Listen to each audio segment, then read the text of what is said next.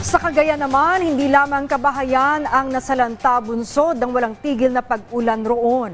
Nalubog na rin sa baha ang mga sakahan.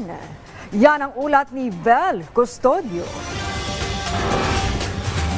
Halos 200 individual ang apektado ng baha sa Santa Teresita, Cagayan dahil sa bagyong Carina. Makikita sa mga larawan na pinasok na ng baha ang ilang mga bahay sa Barangay Caniogan, Barangay Centro West, Barangay Simbaluca at Barangay Simpatuyo.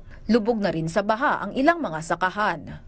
Patuloy na nakaantabay ang Municipal Disaster Risk Reduction and Management Office sa Santa Teresita para matiyak ang seguridad ng mga residente.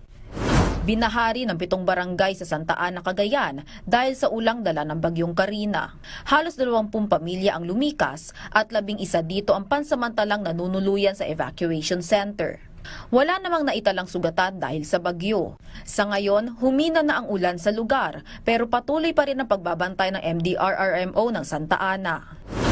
Dahil pa rin sa hugupit ng bagyong Carina, humambala sa kalsada ang gumuhong bahagi ng lupa ng Barangay Dodan, Peñablanca, Cagayan. Wala namang naitalang sugatan sa insidente. Nagsagawa na ng clearing operation ng MDRRMO sa lugar para matanggal ang mga gumuhong lupa sa kalsada. Vel Custodio para sa Pambansang TV sa Bagong Pilipinas.